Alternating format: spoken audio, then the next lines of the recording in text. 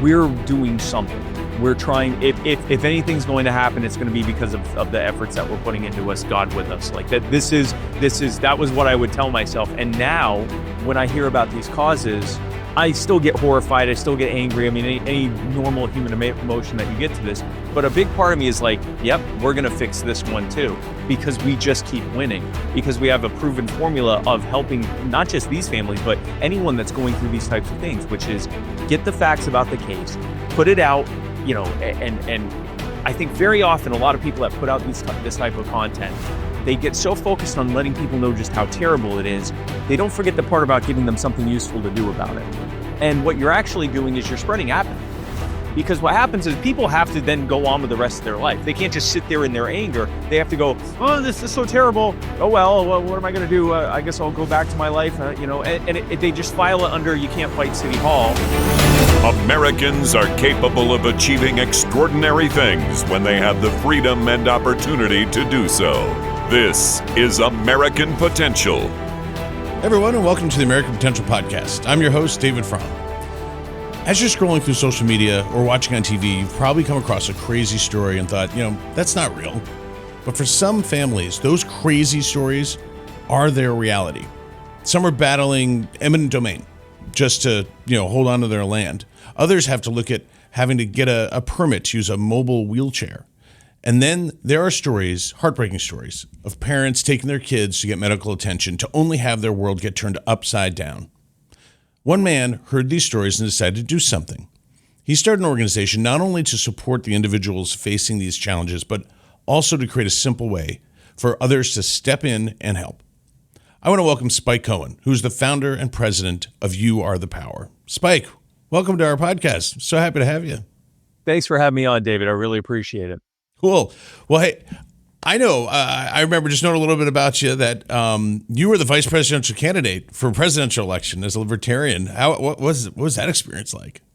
So was possibly the most challenging thing I've ever done. It's certainly up there, especially since it was during the lockdowns and all the mandates and everything. So not only did I visit close to 40 states during the campaign, almost a different state every day for months on end, but I did it at one of the weirdest times to do that, at a time when sometimes we were the only people on the plane, or I'd go to certain states and do a campaign event and have to leave before 8 p.m. because otherwise they would literally cordon off the roads leaving the state, and you were stuck there for 2 weeks on quarantine. So all sorts of crazy stuff. But my takeaway during that campaign is that this movement has a lot of growing to do if we're going to get anywhere. And more importantly, I had people coming to my campaign events with issues that they were being affected by right now, often in their own backyards at their local and state level government.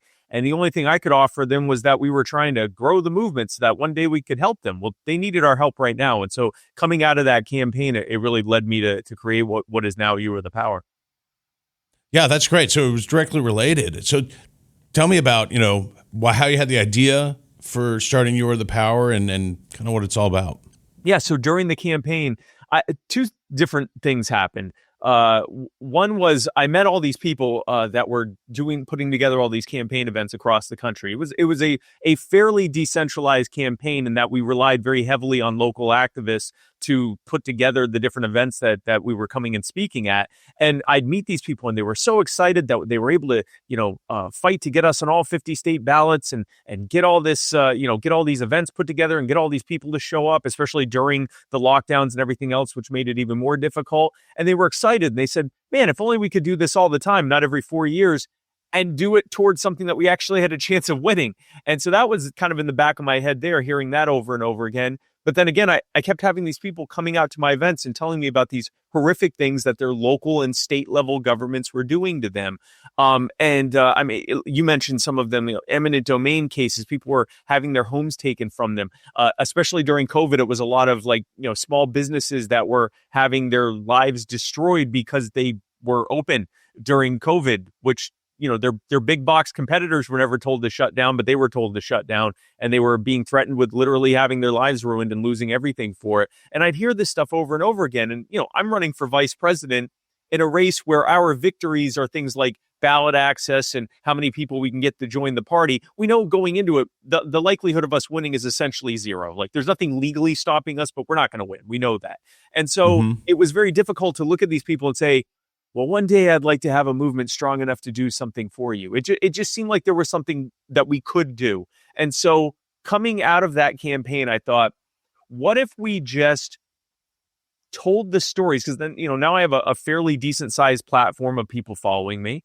And I thought, well, what if I use my social media to tell the stories of these people whose lives are being upended by corrupt government officials and bad government policy? And instead of just getting people upset about something terrible, actually giving them a call to action to reach out to those specific individual officials that are doing this thing to them, give them a feasible thing to tell them to do, usually just stop doing whatever this terrible thing is, and see if that worked. And so throughout 2021, as sort of a proof of concept, we picked a few test causes to see if we could actually accomplish this. We had a roughly 70% success rate with a budget of nothing and, just essentially a few dozen volunteers helping us. And based on that, we launched You Are the Power in 2022. And since then, we have had a nearly 100% success rate. Wow. So how do you get people involved? And if someone comes to help you, like, what do they do, like practically, to try to make a difference?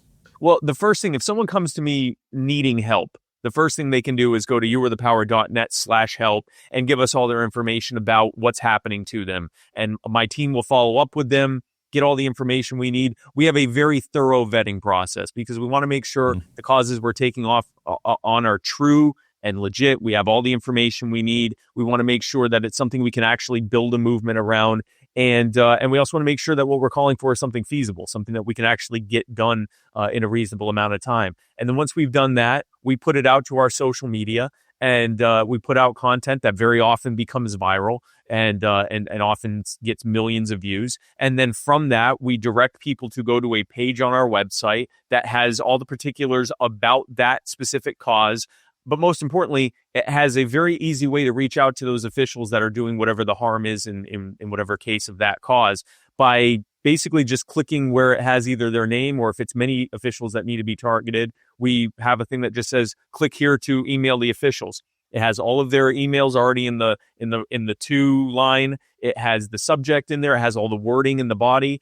Really, all you have to do is add your name at the end. You can edit it or put your own wording in if you want to, but if you want, you can just add your name at the end and press send. So in less time than it took me to just explain that, you can reach out to all these officials. And what we found is sometimes it's been tens of thousands of people have reached out to these officials. Sometimes it's been a few dozen people that have reached out to these officials, but these officials aren't used to getting that kind of heat. They aren't used to getting tons of emails in their inbox. They're not used to going on social media and being famous suddenly for all the wrong reasons. Just about every time they back off. Not immediately, but usually they either back off. Sometimes they actually realize what they did was wrong and they join us in fixing it. But usually, more often than not, if only for political expediency, they back off and do the right thing. So public pressure and political pressure, grassroots pressure is the lever that you're using to make change, if I'm understanding it right. It also seems like one thing I always found is that when there's a light shown on government and there's some transparency provided, that really does change how a lot of elected officials or unelected folks, your bureaucrats, kind of behave. And so that's kind of what You Are the Power is really leveraging here. Is that right? We're doing two things. Yes, we're using public pressure.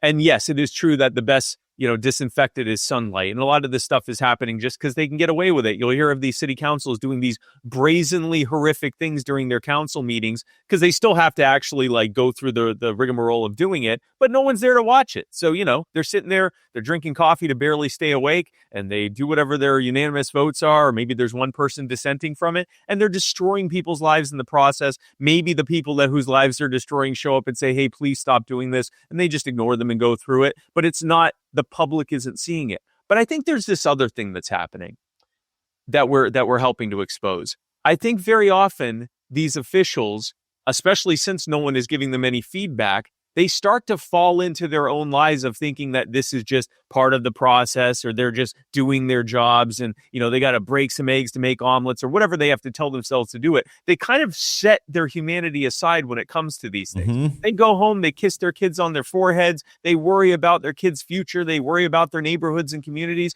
They may even very much worry about whatever it is, the issue that they're working on. But when it comes to this specific thing, stealing someone's home with eminent domain, or charging someone with things that they know that they didn't do, fighting to keep body cam footage from being released to protect officials that did harm, tearing children from families, whatever the thing is, they kind of just put that aside. Like, well, this is just part of my job. And we're reminding them, this isn't part of any job. And if it is, you should quit. But this isn't your job. Your job is to be a human and to use your agency to do the right thing. That's always what your job is. And I think very often we've had people resign because they were just too corrupt to do the right thing.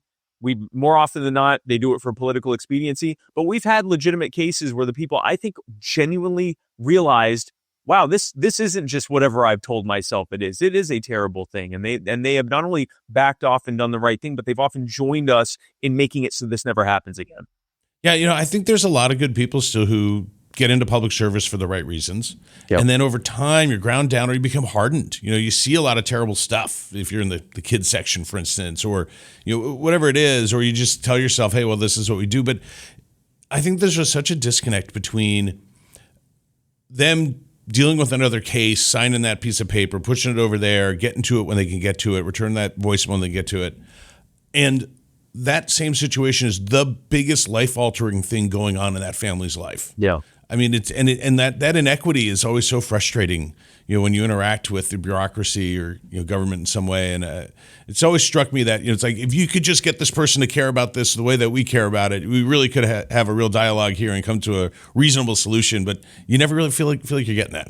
No, because I think two things happen. One is either people just look at it as some leviathan that they can do nothing about, and so they just kind of keep their heads down and they look away from it. Or the second thing is they go at it as though these are their adversaries and they must destroy them. And we see what happens, right? Even if you win, you've now come in with the same energy that you just sought to replace, and you often become worse than the monster that you got rid of. What we're trying to do is bring it back to a human level of saying it should have never been this way. I'll give you an example of this. So there is a family, the Hernandez family, Matt and Tucky Hernandez, and they have two children, two little girls, Emma and Aria. Now, when Emma was a baby, just a few months from being born, she started suddenly having swelling in her legs, and she was just getting increasingly fussy.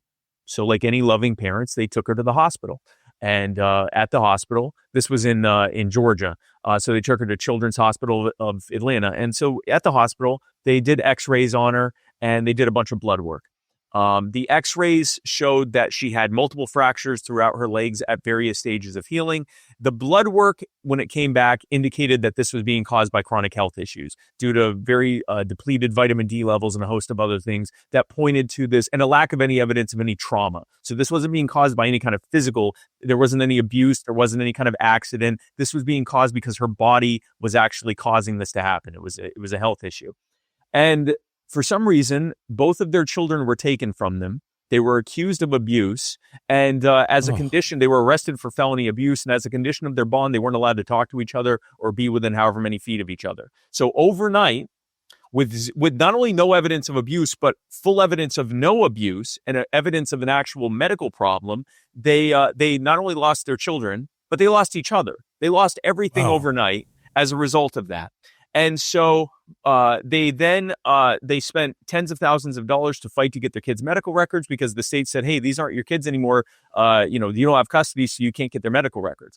That's not, we say innocent until proven guilty. That's not even guilty until proven innocent. That's guilty and not allowed to prove that you are innocent. So they fight, they spend thousands to get their kids' medical records. They finally get the medical records, and sure enough, it's all right there. The kids have a chronic health condition. They take those records to medical experts, actual medical experts, who look at it and say, yep, no sign of abuse. Emma has either osteogenesis imperfecta or neonatal rickets or something in one of those families of illnesses. And they said, well, thank God, now we can get our kids back. This was all a big misunderstanding. We can get her the treatment that she needs.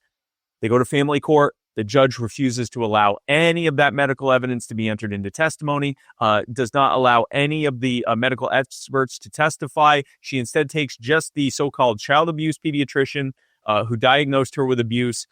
He did not, when he showed up to court, he had no paperwork. He didn't seem to be familiar with the case.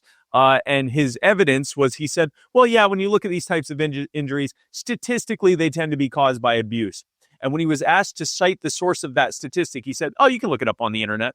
Based on that stellar testimony, the judge ordered non-reunification, which means that now not only Emma and Aria are already in foster care at this point, but now Matt and Tucky face the prospects of never seeing them again and of them being placed permanently for adoption. They're also facing pending criminal charges where they could face up to 40 years in prison each for their crimes. That's when we find out about it, thanks to one of the foster families reaching out to us and saying, something's wrong here. These kids weren't abused. And DFACS, when we told them that, they responded by firing us and saying they didn't want our services anymore.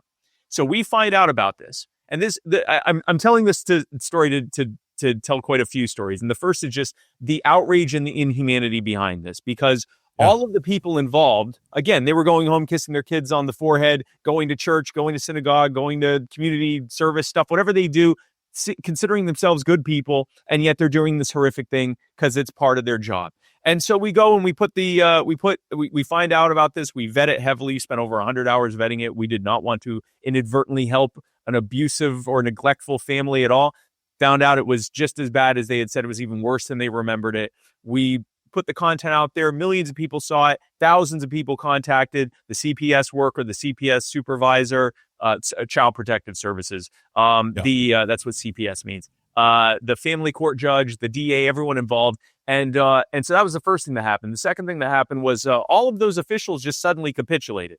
The family court judge suddenly saw no evidence of abuse and no need to continue this any further. The CPS, it's called DFACS, Division of Family and Children's Services. The DFACS workers said the same, and they closed out their case. And Emma and Aria were now allowed to go and visit their parents and live with family. They couldn't go back permanently to their home until the criminal case was adjudicated, but at least they were out of the foster care system. Reunification had been ordered. Their family court case had been closed out. That nightmare was at least behind them. The next thing that happened was families with the exact same story came out of the woodwork from all over the country. Same exact story. My kid had Ehlers-Danlos, metabolic bone disorder, complications from birth, osteogenesis imperfecta, some health issue that fully explained their injuries, but our kids were taken from us. We've been legally railroaded. Everyone knows that nothing wrong happened to them. Some of them have even been charged criminally. Their families have been torn apart. And that's when we found out why. Under Title 4E of the Social Security Act, the federal government pays state CPS agencies based on the number of abuse cases they had the previous year. In other words, they're paying them every time they accuse someone of abuse. And so what we're seeing happen is that the CPS agencies are just looking for the easiest way to accuse as many people of abuse as possible. And that means camping out in front of children's hospitals and waiting for people that show up with medically explainable injuries and parents who aren't doing anything to hide anything because they don't have anything to hide. And they railroad them over and over and over again. And all they have to do is just destroy a bunch of families in the process, and they get all sorts of funding. So we put that out there. We now put all these other families out there. Now we're talking with other people who've been operating in this space for decades. And they said, we've only ever lost. Like we've every once in a while, we'll get a family reunited or we'll get charges dropped or something. But 99 times out of 100, we lose. Every single family we put out, we've reunited. It happens over and over and over again in Georgia, in Arizona, in states across the union. We're having this happen multiple times over and over and again. And then we reach a critical mass in Georgia, which is where it all started, where after some of our content goes out and an investigative journalist named Rebecca Lindstrom makes a documentary about the work that we're doing, the head of DFACS, Candace Brose, reaches out to us personally and privately and says, I had no idea it was this bad. How do we fix this? Now, this isn't political expediency. She's not putting out press reports. She's not, acting magnanimous in front of cameras. She's saying nothing publicly and taking all sorts of heat and reaching out to us privately and saying, what do we do to fix this? So we give her a list of things that have to be implemented immediately. The biggest things are parents that are accused of abuse need to be able to get their kids' medical records and get a second opinion from a licensed, accredited medical doctor that's outside of that getting funded by the federal government system to try to prove that they're innocent, just like any one of us would want to do. And the other thing that needs to happen is the doctors accusing them have to actually attest that they reviewed the kids' medical records before just stamping abuse on their file. And there are a few other changes as well. She implemented those policies immediately, like without any hesitation. She did it immediately. Again, privately behind the scenes, we're the ones who came public with it saying that she did it. And then we went to Capitol Hill and said, this needs to be codified into law. And when she was asked about it, because it's her agency, she said, this is what we're already doing. It needs to be codified into law. Previously, when we spoke with lawmakers, they'd tell us, we're not really interested in that. We actually had one lawmaker tell us, I'd rather see innocent parents lose their kids than guilty parents not lose their kids. That was the response we were getting on Capitol Hill. With this change that happened, they ended up naming this rule Ridge's Law after Ridge Collins, who was taken from his parents for 3 years after he was wrongfully diagnosed with abuse. We helped to get them reunited as well. It was named Ridge's Law. It was passed unanimously in both chambers of the state legislature in Georgia, and it was signed into law back in May by Governor Kemp, surrounded by Ridge Collins and his family and many of the other families we've helped to reunite. That all came from two things. One, a family that was being actually three things: a family that was being torn apart, another family that was willing to say, hey, we have to do something about this, the one that reached out to us, and an official who realized that she was in the wrong and that she wanted to join us in doing the right thing. And on the strength of that, we have lawmakers reaching out to us from states across the union saying, how do we fix this in our state? And we're building the critical mass eventually to be able to make the federal fix to either get rid of Title IV-E entirely or at least tie the funding to something neutral, like the population of the state or something like that, so that there's no longer this subsidization of a specific outcome. That happened because there were most officials backed off for political expediency. They didn't want the heat.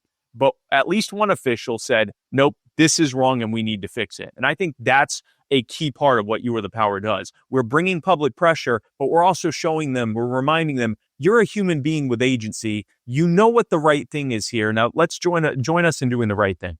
Well, it sounds like something we say at Americans for Prosperity all the time is we try to aggregate and elevate grassroots voices so that it's easier where we can help elected officials do the right thing. Yep. And it sounds like, that's what you're doing. You're the official in Georgia who reaches out and wants to do the right thing. I think that, trying to bring that forward is huge. This is an issue that's really just heartbreaking to me. I have a lot of kids. I have 11 kids, and I told you we're into building authentic grassroots communities. Yes. Lead by example, yeah. Yeah. But we had an accident at one point. We're at at a kind of a farm area, some family owned accident. Like 2-year-old gets injured by a car, or we think. And so we're like, oh my gosh, this is serious, get him to the hospital, emergency room. And he's helicoptered somewhere. It turns out, even though we thought it could be fatal, it turned out he had, through the grace of God, a few some cracks on his pelvis, and that was it. Okay, thank God. And it was just an amazing miracle. But the flip side of that is that there was a nurse there who thought my wife wasn't hysterical enough at the time and reported us. And so I live in Illinois, outside of Chicago, and we got wrapped up in the DCFS system. And it took me thousands of dollars, hiring an attorney, and eventually going to like administrative hearings and potentially, like if I was a teacher, I would have lost my job. If I had a child care center, I would have lost my job. Now, that's a lot better than losing my kids, which is I can't even believe that. Yep. And I know it happens all the time. But, and just to watch the bureaucracy churn through and like the lack of attention and really caring, the best thing that happened is that my administrative hearing got bopped up to the director of the agency, and they looked at it. My attorney said it was only the second time we ever saw it in like 30 years. And the director said, no, this actually doesn't have merit. He's fine. And then, threw out the case. Yeah. But that in my life was such a giant deal. Than to watch the people just processing it and kind of adjudicating it. It just was, it was one of a dozen, hundreds things that they had going on, and it just didn't matter. And at the same time, it exposed my family to this entity that I didn't think had a lot of credibility and didn't think they were very good at jobs, just to be honest with you, from what I observed. Yeah. You know, they could then come in and, you know, oh, I don't have, you know, that door's not secured right. Or, oh, I don't think, you know, the kids don't have their shoes on. Or, you know, we got 11 kids and they're homeschooled and, you know, we're doing all kinds of stuff. And my kids are super healthy, super well adjusted, really great kids, well fed, all the things that you're supposed to be doing. Yeah. But they don't look like your normal suburban family all the time. And, you know, these folks, they'd be like, they had questions about everything. And man, I felt like it was just a ticking time bomb that in a matter of time, they'd really jam us up. And you just don't want to be in the system. It's so bad. And so folks that have it way worse, having, you know, these medical conditions where kids present as being abused and not being able to prove that is just heartbreaking. I mean, you're already heartbroken that your kid has this condition. Yeah. And that you're trying to deal with it. And then, you know, pile on 10 times with, you know, taking them away and the, you know, criminal charge. Oh, it's heartbreaking. I'm so glad, man. I hope you get up every day and are like, yes, I'm going to keep doing this great stuff. You know, what's incredible about that, when I first heard about these causes and about any of the causes we take on, but especially these ones, I would get this pit in my stomach. This like feeling of terror and this like, man, I hope we can do something about this.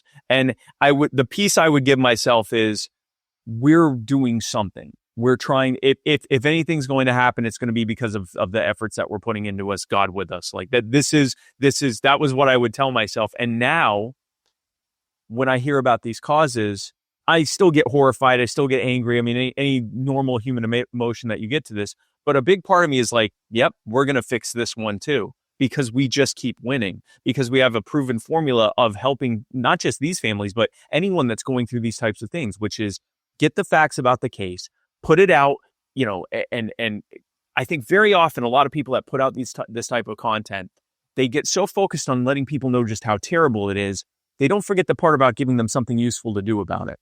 And what you're actually doing is you're spreading apathy. Because what happens is people have to then go on with the rest of their life. They can't just sit there in their anger. They have to go, oh, this is so terrible. Oh, well, what am I going to do? I guess I'll go back to my life, you know, and they just file it under you can't fight City Hall. And then they go back to looking at cat videos so that they can get through their life. Like they have to cope with their life and get through life. So what we do is we get them angry enough. So we go, and here's how you can help us. Oh, and here are all the other families we've helped too. So this is actually very useful. And you've got a very high likelihood of helping us if you can help us. And what we found is that when we can do that, we've now created this situation where after hearing other people that have been fighting on this for decades, getting absolutely nowhere, we just recently in Colorado and Indiana, we had two families that reached out to us. We privately reached out to the officials involved, and they completely backed off. Probably because they looked at our record and didn't want any part of it. So those are two families that won't have this nightmare that they're being put through entirely because we just emailed some people and said, "Hey, back off." And that is on the strength of the work of literally thousands of people that help us on these causes. A dedicated team of well over 100 volunteers that are essentially working at this as their full and part-time jobs. And that's what we do. And you know firsthand from what you went through with your son, who at the time was a toddler, right? You said he was 2? Right. Yeah. You saw firsthand what this can look like. Because even though, thank God, the worst didn't happen to you, you got glimpses of it. You could have never seen your kid again, God forbid. You could have gone to prison for abuse that you could prove didn't happen, but no one would actually look at your case. No one would actually look at it. In the case of the Hernandez family, the criminal court judge actually colluded with the DA to not allow any of that evidence to be shown. The jury was not allowed to be shown any of the medical expert testimony or records. They weren't allowed to. You ever heard of this one? The prosecutor said that there was no need for the jury to hear from the arresting officer. Do you know why? Because the arresting officer never thought they did anything wrong. The jury was never allowed to hear that defects had completely closed their case out due to lack of evidence. They weren't allowed to hear that the family court judge had ordered reunification due to lack of evidence of abuse. They weren't even allowed to hear that Emma and Aria loved their parents. All they were allowed to see and hear was the x-rays showing fractures and the opinion of that so-called child abuse pediatrician, which, by the way, that is not a specialization. That's just a doctor at the a doctor at the children's hospital who's taught how to fill out the forms. That's what a child abuse. That's why I say so-called. It's not a real specialty of any real way. But the opinion of that one doctor that, well, yeah, statistically this is probably abuse. Thankfully, they saw through that and saw that the fix was in, and they voted not guilty on all 4 counts. We've actually been 4 for 4 in criminal trials. But if a jury was swayed by a judge that wanted to railroad a family, you could have, God forbid, in your situation, gone to prison for years, decades. And all of this because of a perverse funding mechanism from a rule that was probably a side thought that was put into law decades ago, Title 4E. All of that has led, I say perverse incentives lead to perverse structures, which create perverse outcomes. And that's what we're seeing. And what we figured out is that even in the meantime, until we can fix those perverse structures are still being operated by people. And you can reach out to those people and say, hey, don't do this. You know that you shouldn't do this. You know that they didn't do anything wrong. You know that they shouldn't have their children taken from them, their home taken from them, being put in prison for things that you know they didn't do. Whatever the cause is we're taking on, you know that this shouldn't be happening to them. You had the agency to fix this right now. We're not going to back off until you do. We'd love to thank you publicly for doing it, so please do that. And nearly 100% of the time they do that.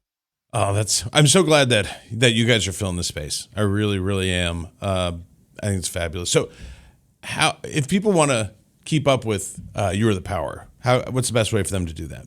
Go to youarethepower.net. All roads lead to youarethepower.net. If you want to follow us, all the links to our social media are on there, so you can go to youarethepower.net. If you want to get involved with being a part of You Are the Power, then go to youarethepower.net and press the big shiny join us button at the top of the homepage and become a member today. You'll be at the tip of the spear of all of these things. You'll find out before the general public does about all of our causes, and you can be among the first to get involved and even volunteer with us. If you'd like to donate, if you have more money than time, then you can go to youarethepower.net/donate and give what you can. Our causes, on average, our non-family reunification causes cost about $5,000 from soup to nuts to complete, which is a bargain when you think about, keeping people in their homes, getting charges dropped and everything else. But $5,000 is $5,000. For our family reunification causes, because they're so much more heavily involved, they require so much more vetting. They require medical experts that help us and legal experts, and sometimes fighting in criminal court. They cost about $25,000 per cause. Again, an absolute bargain when you consider what we're actually fighting against. But $25,000 is still $25,000. So if you're in a position to give, you can go to youarethepower.net/donate. And again, if you need help, if your life is being upended, or someone that you know, or even someone that you've heard of is having their life upended by out of control, corrupt government officials and bad government policy, go to youarethepower.net/help and fill out our form. And if there is anything we can do to help, we will. Spike, thanks so much for the work that you guys are doing at You Are the Power. I think it's fabulous. I hope this just keeps growing, and that you're just keeping more and more families together, saving folks from apathy and the bureaucracy and all the things that victimize them. So thanks so much for what you're doing. Thank you. God willing, that's the plan. Thank you for having me on, David. God bless. Thanks. Well, hey, folks, if you like this episode and would like to stay connected with the podcast, be sure to like and subscribe to our channel, as well as following us on Facebook, Instagram, and YouTube. And always remember, liberty and freedom are easily taken for granted. Don't take it for granted. Go out there and defend freedom and liberty. Thanks for joining us, and we'll see you on the next episode. Thank you for listening to American Potential. You may listen to more stories from Americans working every day to expand freedom and opportunity in their communities by visiting AmericanPotential.com.